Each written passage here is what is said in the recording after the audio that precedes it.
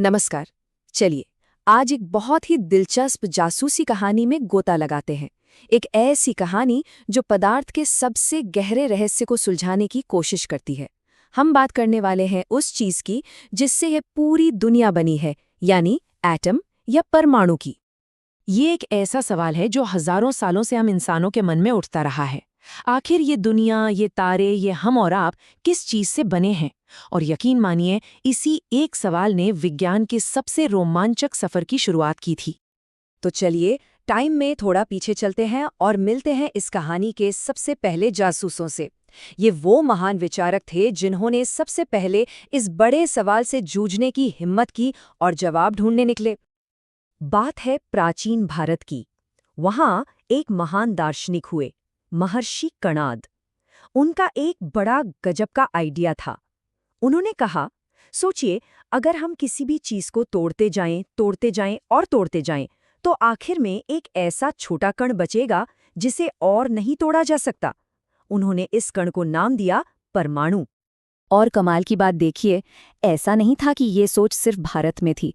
दुनिया के दूसरे कोने में, प्राचीन ग्रीस में, डेमोक्रिटस नाम के एक और फिलोसोफर ठीक यही बात कह रहे थे। वो उसे एटमॉस कहते थे, जिसका मतलब था जिसे काटा ना जा सके। मतलब अलग अलग जगहों पर इंसान एक ही सच के करीब पहुंच रहा था। पर सदियों तक ये सिर्फ एक ख्याल था, एक फिलॉसफी, कोई वैज्ञानिक सबूत नहीं था। फिर एक साइंटिस्ट आए जिन्होंने इस आइडिया को फिलॉसफी की किताबों से निकालकर साइंस की लैब में ला खड़ा किया। और वो साइंटिस्ट थे जॉन डाल्टन। साल था 1808। ये एक बहुत बड़ा टर्निंग पॉइंट था। यहीं से परमाणु का सफर फिलॉसफी से निकलकर असल साइंस की दुनिया में शुरू हुआ। अब डाल्टन का जो सिद्धांत था वो हवा में नहीं था। उन्होंने केमिकल रिएक्शंस के नियमों को स्टडी किया और उसके आधार पर कुछ रूल्स बनाए। पहला, एटम सबसे छोटा कण है जिसे तोड़ा नहीं जा सकता।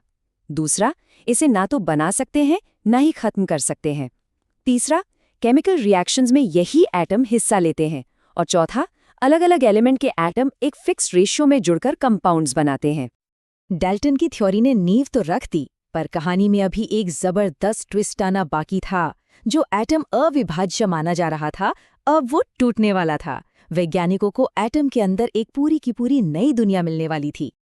और ये ट्विस्ट लेकर आए जे थॉमसन। उनकी खोज ने समझिए कि दरवाजा ही खोल दिया। उन्होंने बताया कि एटम के अंदर भी कुछ है, और भी छोटे पार्टिकल्स, जिन्हें हम आज इलेक्ट्रॉन्स के नाम से जानते हैं। अब ये बताने के लिए कि ये इलेक्ट्रॉन्स एटम में रहते कैसे हैं, थॉमसन ने एक बड़ा ही मज़ेदार और यादगार उदाहरण दिया। उन्होंने कहा, सोचिए, एक तरबूज है और उसमें जैसे बीज धसे होते हैं, बिल्कुल वैसे ही। इसी को प्लम पुडिंग या तरबूज मॉडल कहा गया। मतलब पूरा एटम एक पॉजिटिव चार्ज का गोला है और उसमें नेगेटिव चार्ज वाले इलेक्ट्रॉन यहाँ वहाँ बिखरे हुए हैं। और सबसे जरूरी बात, प्लस और माइनस चार्ज बराबर हैं, तो पूरा एटम न्यूट्रल है, कोई चार्ज नहीं। थॉमसन का मॉडल काफी हद तक सही लगा, लेकिन जैसा कि हम जानते हैं, साइंस एक जगह रुकती नहीं है। अब स्टेज पर एंट्री होने वाली थी एक ऐसे एक्सपेरिमेंट की जो इस तरबूज मॉडल को पूरी तरह से हिलाकर रख देने वाला था। ये एक्सपेरिमेंट किया अर्नेस्ट रदरफोर्ड ने। उन्होंने सोने की एक बेहद पतली पन्नी ली और उस पर एक दो नहीं, पूरे 12,000 अल्फा पार्टिकल से बमबारी की। सोचिए जरा, कितना बड़ा स्केल था ये। अब जो नतीजे आए वो सच में दिमाग चकरा देने वाले थे।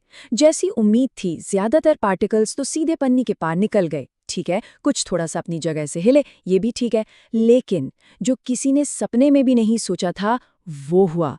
12,000 में से कोई एक पार्टिकल सीधा गया, टकराया और 180 डिग्री पर वापस आ गया। ये इतना शॉकिंग था कि रदरफोर्ड ने कहा, ये ऐसा है जैसे आपने कागज पर गोली चलाई और वो पलटकर आपको ही लग गई। बस इसी एक हैरान करने वाले नतीजे से रदरफोर्ड ने पूरी कहानी पलट दी। उन्होंने कहा कि एटम का ज्यादातर हिस्सा तो एकदम खाली है, सारा का सारा वजन और पॉजिटिव चार्ज एक बहुत ही छोटी सी घनी जगह पर इकट्ठा है। और उन्होंने इस सेंटर को एक नाम दिया, द न्यूक्लियस, यानी नाभिक। वाह, न्यूक्लियस की खोज हो गई। ये एक बहुत बड़ी कामयाबी थी। लेकिन हर जवाब एक नया सवाल लेकर आता है। अब सवाल ये था कि अच्छा, अगर न्यूक्लियस पॉजिटिव है और इलेक्ट्रॉन नेगेटिव, तो ऑपोजिट चार्ज तो एक दूसरे को खींचते हैं। तो फिर इलेक्ट्रॉन घूमते घूमते न्यूक्लियस में गिर क्यों नहीं जाता? ये रदरफोर्ड के मॉडल की सबसे बड़ी कमी थी। वो ये नहीं समझा पाए कि एटम स्टेबल क्यों है, खत्म क्यों नहीं हो जाता। साथ ही वो एटॉमिक स्पेक्ट्रा जैसी चीजों को भी एक्सप्लेन नहीं कर पा रहे थे। तो मतलब साफ था, हमारी जासूसी कहानी को एक और हीरो की जरूरत थी। और वो हीरो बनकर आए नील्स बोर। इन्होंने ही आखिर में एटम की स्टेबिलिटी की गुत्थी सुलझाई और एक ऐसा मॉडल दिया जिसने एटम को लेकर हमारी समझ को एक नया आयाम दिया। अब बोर ने ऐसा क्या किया जो पहले कोई नहीं कर पाया? उन्होंने एक बिल्कुल नए और उस वक्त के सबसे क्रांतिकारी आइडिया का इस्तेमाल किया, क्वांटम थियरी। इसी एक आइडिया ने सब कुछ बदल दिया और दिखाया कि कैसे साइंस हमेशा पुराने आइडियाज पर ही नई इमारत खड़ी करती है। तो बोर का मॉडल कहता क्या है? बहुत सिंपल सी बात है कि इलेक्ट्रॉन न्यूक्लियस के चारों ओर कहीं भी आवारा नहीं घूम सकते। उनकी अपनी फिक्स जगह है। कुछ खास ऑर्बिट्स या शेल्स हैं जिनकी एनर्जी भी फिक्स्ड होती है। वो बस उन्हीं में रह सकते हैं। इस आइडिया को और पक्का करने के लिए इन स्थिर ऑर्बिट्स या शेल्स को नाम भी दिए गए, जैसे K, L, M, N और इसी तरह आगे भी। हर शेल की अपनी एक खास एनर्जी होती है। और यहीं पर पहेली का आखिरी टुकड़ा भी मिल गया। एक इलेक्ट्रॉन एनर्जी सिर्फ तभी लेता या छोड़ता है जब वो एक शेल से दूसरे शेल में जंप करता है, और यही जंप एटॉमिक स्पेक्ट्रा की वजह बनता है जिसने रदरफोर्ड के मॉडल को गलत साबित किया था। बोर की मॉडल ने ये पहेली भी सुलझा दी। तो क्या एटम की ये जासूसी कहानी यहाँ खत्म हो जाती है? बिल्कुल नहीं। सच तो ये है कि असली और ज्यादा अजीब और दिलचस्प कहानी तो इसके बाद शुरू होती है, क्वांटम मैकेनिक्स की दुनिया में। लेकिन वो किस्सा फिर कभी।